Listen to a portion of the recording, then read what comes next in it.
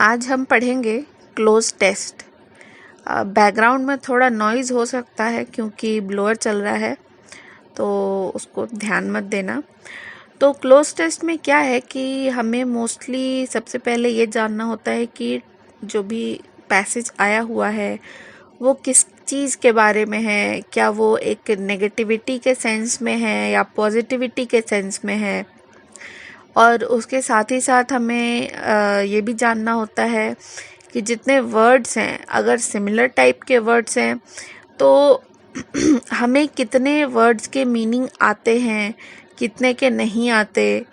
तो उस हिसाब से हम क्लोज टेस्ट शुरू करेंगे। ये जो लिया है क्लोज टेस्ट, ये 2019 का ही है, पहला क्लोज टेस्ट। क्वेश्चन नंबर 1 ही था किसी टीयर 2 के क्वेश्चन पेपर में। तो हम स्टार्ट करते हैं। अगर कोई इशू हो या मेरा पढ़ाया समझ में नहीं आए तो प्लीज़ हमको बता देना कमेंट्स में। ये पहला क्वेश्चन है। तो सबसे पहले हमें जो ध्यान रखना होता है वो ये कि ये पूरा जो पैराग्राफ है वो किस चीज़ के बारे में है। तो हम देखेंगे पहला लाइन, जैसे टेम्पटेशंस ऑफ वन काइंड और अनदर ल्योर एवरीवन, मतलब कि ये टेम्पटेशंस के बारे में है।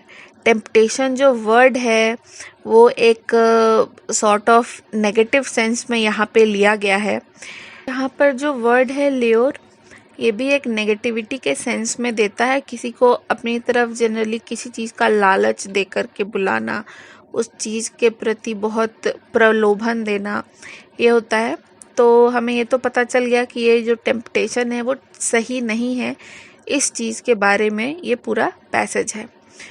तो अब हम देखते हैं कि पहला क्वेश्चन क्या है कि टेम्पटेशंस ऑफ वन काइंड और another lure everyone, the important thing is dash them from gaining a foot hold. तो इम्पॉर्टेंट थिंग इज देम, इसका मतलब है कि यहाँ हमें ये चीज़ नहीं करना है, नहीं लाना है।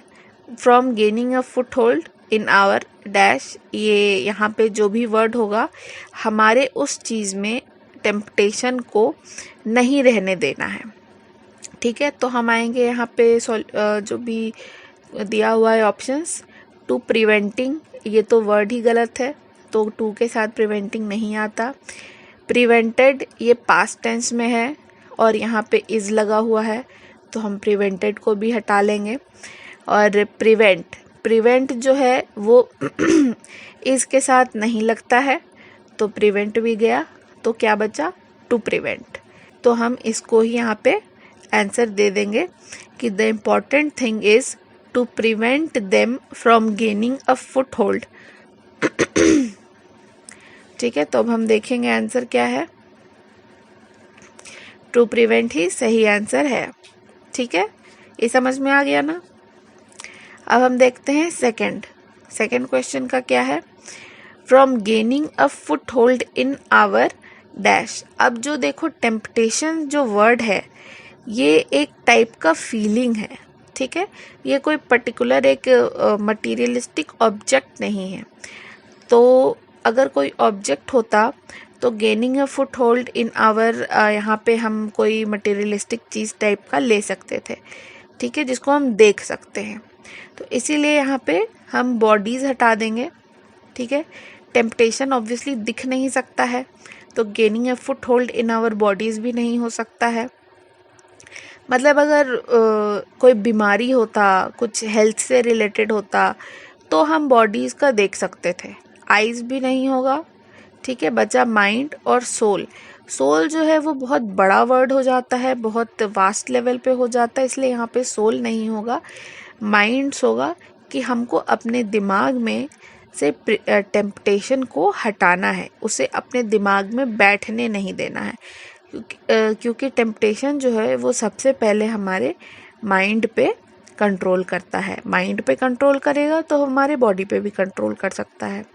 ठीक है, तो सेकंड का आंसर माइंड्स होना चाहिए, तो ये माइंड्स है। ठीक है, उसके बाद देखो, as soon as we detect the first dash of temptation. तो यहाँ पे क्या करेंगे, हम देखेंगे कि क्या ऑप्शन है। फर्स्ट मैसेजेस मैसेजेस तो क्या है कि टेम्पटेशन हमें मैसेज कैसे दे सकता है, तो मैसेजेस तो नहीं होगा, ठीक है। कोड्स वर्ड नहीं यूज़ होता है हमारे लिए, मतलब कि प्रॉपर माइंड या ब्रेन से कोई चीज़ रिलेटेड है, कोड नहीं यूज़ होगा। और सिंबल कैसे यूज़ हो सकता है, सिंबल तो वो चीज़ होता है जो दिख सकता है, तो सिंबल भी नहीं होगा, ठीक है। तो as soon as we detect the first science, तो ये साइंस हो गया। अब हमारे 4th नंबर पे ये हो गया, ये हो गया, ये हो गया। तो detect the first science of temptation, we should become watchful and dash our attention. ये तो समझ में आ गया कि हाँ अटेंशन की बात हो रही है, और अटेंशन टू गुड और नोबल थॉट्स। एक बार हम समझा चुके हैं कि टेम्पटेशन जो है वो यहाँ नेगेटिव मीनिंग में आ रहा है, और हमें क्या करना है, गुड और नोबल थॉट्स की तरफ उसको मोड़ना है।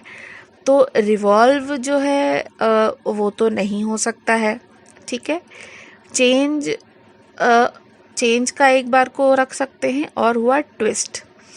तो we should become watchful and change our attention, attention के साथ चेंज वर्ड यूज़ नहीं होता है, तो हमारे पास बचा क्या, turn.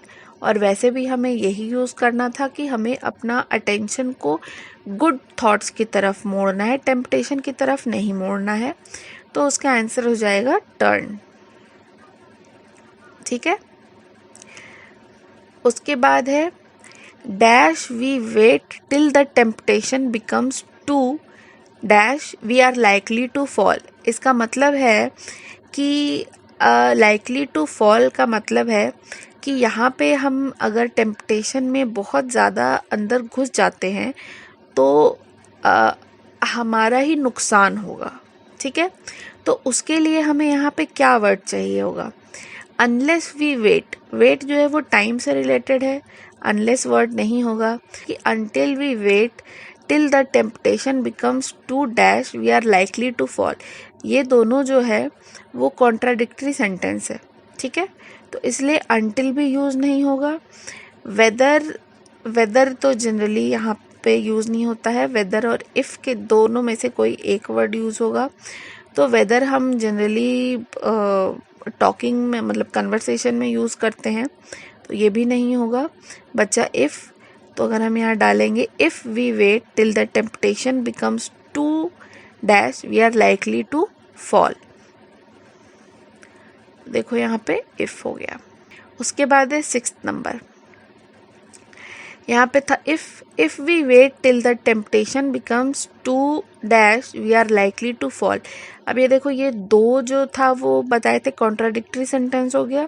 We are likely to fall, हम कब फॉल करेंगे, जब टेम्पटेशंस जो है वो बहुत ज़्यादा हो जाएगा। टेम्पटेशन एक नेगेटिव वर्ड हुआ है यहाँ पे इस सेंस में, तो अगर ये एक नेगेटिव वर्ड है जो हमें जिसकी वजह से हमारा नुकसान होगा, इसका मतलब है कि टेम्पटेशन बहुत ज़्यादा बढ़ रहा है, टेम्पटेशन जो है उसने हमारे ऊपर काबू कर लिया है। तो वीक जो है वो उसका मीनिंग कमज़ोर होता है, फीबल का मीनिंग कमज़ोर होता है, बर्ली जो होता है इसका मीनिंग समझ लो बल्कि पर्सन, थोड़ा हट्टा कट्टा इंसान, तो ये बेसिकली इंसान के लिए यूज़ होता है। तो बचा स्ट्रॉन्ग, तो हम यहाँ पे यूज़ करेंगे if we wait till the temptation becomes too strong we are likely to fall. उसके बाद यहाँ पे आ जाएगा आंसर स्ट्रॉन्ग, ठीक है। उसके बाद आता है playing with the temptation dash to welcoming it, यानी कि हम टेम्पटेशंस के साथ, यानी कि टेम्पटेशंस को और बढ़ावा दे रहे हैं। अब इसमें देखो अमाउंटिंग टू नहीं होगा, ठीक है। एक ऑलरेडी एक दिया हुआ है इसमें तुम्हारा प्रेजेंट कंटिन्यूअस में, अमाउंटिंग कट जाएगा क्योंकि ये प्रेजेंट में है, अमाउंटेड कट जाएगा, अमाउंट कट जाएगा, और अमाउंट्स वर्ड जो है वो जो है वो वर्ब होता है, यहाँ पे होगा वर्ब, तो ये यहाँ पे आ जाएगा।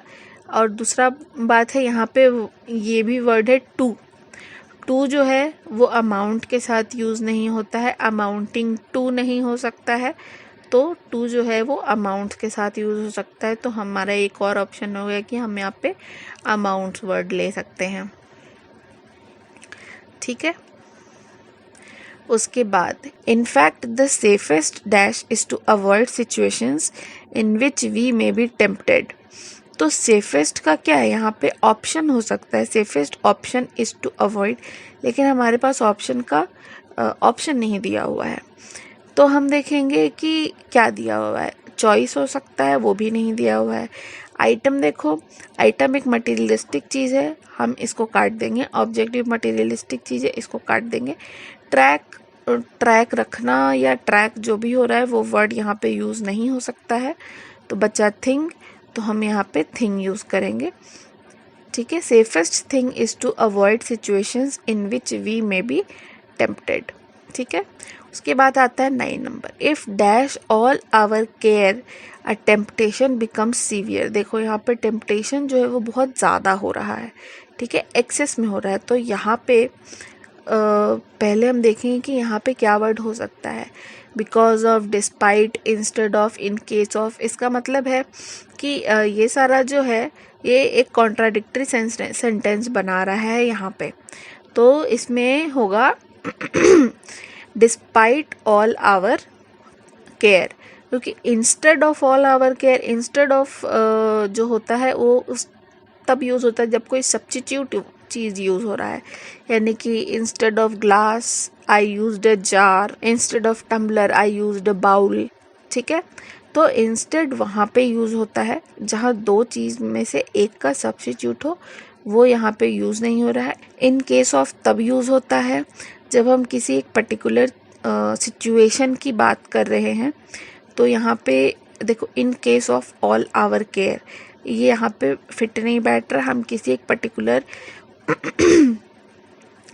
सिचुएशन की बात नहीं कर रहे हैं। सिचुएशन है टेम्पटेशन बिकम्स सीवियर, लेकिन जैसे हम तुमको बताए कि यहाँ पे कॉन्ट्राडिक्टरी हो रहा है। ठीक है, तो इन केस नहीं होगा, बिकॉज नहीं होगा, बचा डिस्पाइट। ठीक है, तो despite all our care a temptation becomes severe, we dash not get upset और डिसअपॉइंटेड। ठीक है, यहाँ पे तुम्हारा ये कॉन्ट्राडिक्टरी वर्ड आ गया, मतलब ये कॉन्ट्राडिक्टरी सेंटेंस बना रहा है इससे। ठीक है, डिस्पाइट।